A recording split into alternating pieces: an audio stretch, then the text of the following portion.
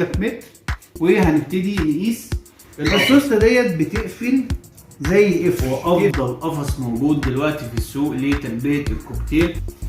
العرض بتاع القفص من العصافير اللي هي عندها فضول تلعب في الحاجه فممكن يوقع المسك. انت شايفها عريضه وده مناسب جدا للكوكتيل، لان المكسب الرفيع بتاع الاسترالي مثلا ما ينفعش مع طائر الكوكتيل. انا مقدم اهوت قمح منقوع. اهلا بكم في فيديو جديد، اتمنى تكونوا بخير. في الفيديو ده هقول لك على انسب مقاسات لقفص الكوكتيل علشان تحقق من افضل نتائج، سواء كنت جايبه ايه بهدف التربيه والاستمتاع بجمال الكوكتيل او جايبه بهدف الانتاج. مش طالع عليك في المقدمه، يلا بينا نبدا الفيديو.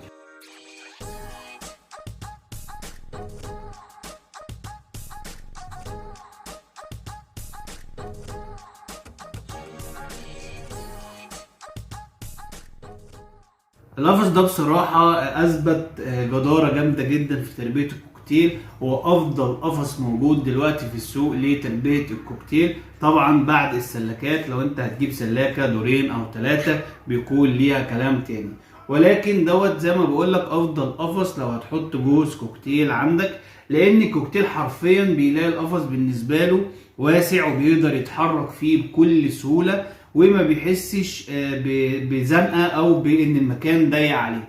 لان زي ما احنا عارفين ان طائر الكوكتيل من الطيور اللي حجمها كبير، يعني بيوصل مثلا وزنه لتقريبا 150 جرام او اكتر، وبيوصل طوله لحوالي 33 سم او 34 سم، وده بالنسبه لبقيه الطيور بيكون طويل نوعا ما. فما ينفعش ان انا اجيب طائر كوكتيل واربيه في قفص مثلا بادجي او في قفص روز، هيكون ضيق عليه ومش هياخد راحته، خصوصا في وقت التزاوج او في وقت تجهيز العش او لو عنده زغاليل. كل الكلام ده هيفرق جامد في القفص بتاع الكوكتيل. فتعالى كده على الطبيعه اقول لك القفص دوت طوله قد ايه وارتفاعه قد ايه وعمقه قد ايه، علشان لو انت مقبل في الفتره الجايه تجيب قفص زي ده او ناوي تربي كوكتيل تقدر تجيب القفص بالمقاسات المناسبه للكوكتيل. فتعالى زي ما انت شايف كده انا جايب لك متر وهنبتدي نقيس القفص دوت. ميزته ان هو فيه باب رئيسي، الباب دوت ده الباب الرئيسي بتاعه، وده باب كبير مش صغير، وفي باب في الجنب عشان تركب عش، وفي باب في الجنب التاني لان في عشوش بتكون الفتحه بتاعتها يمين وفي عشوش شمال، فسواء العش ده او العش ده تقدر اللي انت تركبه ومش هتتقيد بالمكان اللي عندك. فعلى حسب المكان اللي عندك والوسع اللي عندك تقدر تجيب عش يمين او عش شمال. فدي من الحاجات اللي هي بتميز القفص برضو. وطبعا في درج للنظافه، والدرج دوت بيمتاز ان هو بعيد عن طائر الكوكتيل. الدرج ده بيبقى سهل ان انت تخرجه تنظف القفص وترجع تاني الدرج مكانه. طبعا السلك دوت اللي جوه القفص بيمنع العصفور ان هو ياكل من الفضلات او من قشور الاكل او بواقي الاكل اللي هتقع جوه الدرج، لان العصفور لو كل من فضلاته طبعا انت عارفين ان الطيور بتكون مناعتها ضعيفه وما بتقدرش تستحمل، فلو العصفور كل من فضلاته هيعيا وممكن لا قدر الله يقع منك ويموت. فطبعا الشبكه دي بتمنع ان العصفور يوصل للدرج وياكل الفضلات اللي موجوده. تعال خليني دلوقتي اقول لك على المقاسات بتاعه القفص. عمق القفص هيكون 34، العمق بتاعه 34. ارتفاع القفص من غير الجزء البومبي اللي هو اللي فوق دوت ارتفاعه 48، يعني ممكن بالبومبي دوت يوصل لحد 50، يعني نص متر، ودي حاجه كويسه جدا جدا جدا. العرض بتاع القفص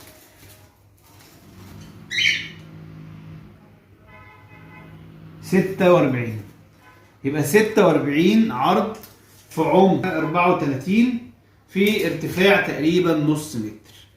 ده انسب قفص وانسب مقاس تربي فيه كوكتيل او تجيب فيه طائر الكوكتيل الجميل. طبعا مش هننسى ان انت وانت بتجهز القفص او انت بتجيب الحاجه اللي هتحطها جوه القفص اللي انا هوريها لك دلوقتي، اللي انت تجيب السوسته ديت. السوسته ديت هتلاقيها موجوده في السوق لو انت بتجيب مستلزمات الطيور من السوق، او هتلاقيها موجوده عند محلات بيع مستلزمات طيور الزينه. طب ايه فايده السوسته ديت؟ الباب زي ما انت شايف جرار، سهل جدا ان العصفور دوت يفتح الباب دوت ويطلع بره القفص ويطير.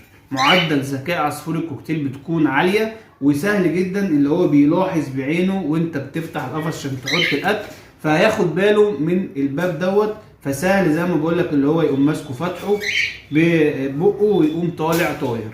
فالسوسته ديت بتقفل زي قفل، تقفل على الباب تمنع ان الباب يتفتح تماما. فدي حاجه مهمه جدا. فلو انت عندك طيور كوكتيل او مثلا روز او فيشر برضو بيقدروا يفتحوا القفص كده ويطلعوا بكل سهوله، لدرجه ان البادج نفسه الاسترالي ابتدى يتعلم الموضوع دوت، لان العصفور بيطور من نفسه بيطور من ذكائه، فممكن الاسترالي برضو يعمل الحركه دي ويطلع. فالسوسته ديت ما بيكونش ثمنها غالي، ولكن بتحمي طيورك ان هي تطير. المكسم او الوقافه اللي جايه مع القفص زي ما انت شايفها عريضه، وده مناسب جدا للكوكتيل، لان المكسم الرفيع بتاع الاسترالي مثلا ما ينفعش مع طائر الكوكتيل، لان رجله بتكون عريضه وضوافره وصوابع رجله بتكون عريضه. فالمكسم ده بيكون مناسب جدا خصوصا وقت التزاوج، لان هو ده المكسم اللي العصفور بيمسك فيه كويس وقت التزاوج. فلو كان مهزوز او كان رفيع هيكون التلقيح مش جاي بصوره مظبوطه، لان هيكون بيتهز تحت منه في وقت التزاوج. فده مقفول من هنا ومقفول من هنا بكليبسات، فالمكسم ده بيكون كويس جدا. ولو انت تقدر تستبدله بمكسم خشب بيكون افضل وافضل. البيئه بتاعت العصفور او يفضل ان انت تجيب له المسقه الكبيره العريضه. المسقه الصغيره بيكون البوست بتاعها دوت صغير، والعصفور منقاره كبير وبقه كبير، فالمسقه الكبيره دي بتكون افضل مسقه ليه. وطبعا بيفضل ان انت بتغيرها كل يوم او كل يومين في الشتاء، علشان الميه ما تعملش بكتيريا. يعني حتى لو الميه ما خلصتش انت بتغير الميه وبتغسل المسقه وبتملى ميه جديده. لو المسقه جايه عندك بالجزء البلاستيك دوت بيكون حلو جدا، لان زي ما بقول لك العصفور دوت من العصافير اللي هي عندها فضول تلعب في الحاجه، فممكن يوقع المسقه بلعبه وبشقاوته وانت تكون غفلان او مش واخد بالك، وتلاقي العصفور مات منك في مثلا الصيف من العطش.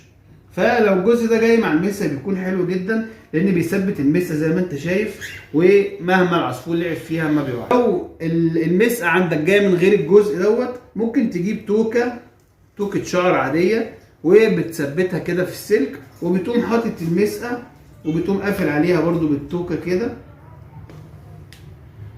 ادت نفس الغرض وبرضو ثبتت المسقه. الاكاله بيفضل ان انت تجيب الاكاله اللي هي بعينين. ليه بقى الاكاله اللي بعينين افضل من الاكاله التانية؟ اولا الاكاله دي فيها مكان العصفور يقف عليه وهو بياكل. ثانيا دايما هتلاقي نفسك بتقدم حاجتين للكوكتيل، سواء فلارس ولب، سواء خضروات مع الفلارس، سواء فواكه مستنبت منقوع. فبيفضل ان انت تجيب الاكاله ديت، لان الاكاله دي هتوفر عليك حاجات كتير، وتقدر تقدم حاجتين للعصفور في وقت واحد. طبعا انا بفضل ان انا بحطها جنب الباب هنا كده، الباب يكون قافل عليها بالسوسته، فبرضو العصفور لو فضل ينكش فيها او فضل يحرك فيها ما تقعش ويدلق الاكل. فطبعا الاكاله ديت بتبقى حلوه جدا. يا سلام بقى لو جبت اكاله فخار تقدم فيها انا مقدم اهوت قمح منقوع، تقدم فيها مستنبت، تقدم فيها خضار. الاكاله الفخار بتبقى حلوه جدا جدا جدا، خصوصا للكوكتيل بيستمتع وهو بياكل فيها. فبرضو لو انت هتقدر تجيب اكاله فخار بتكون حلوه جدا، وتقدر تقدم فيها اكتر من نوع للاكل. طبعا زي ما انت شايف الحاجات دي كلها جوه القفص مش عامله زحمه، لان القفص مساحته حلوه جدا، اللي بستمتع وانا بربي فيها طيور، لاني ببقى عارف ان الطير نفسيته حلوه وهو جوه القفص دوت. الجزء دوت وده اسمه مساكه سيبيا او مشبك سيبيا، وده اللي بنعلق فيه عظم السيبيا او عظم المحار، اللي العصفور بيبتدي ياخد منه كربونات الكالسيوم ويبتدي ياخد منه الاملاح المعدنيه. وده مهم جدا لاي طير هتربيه، لازم تجيب عظم السيبيا.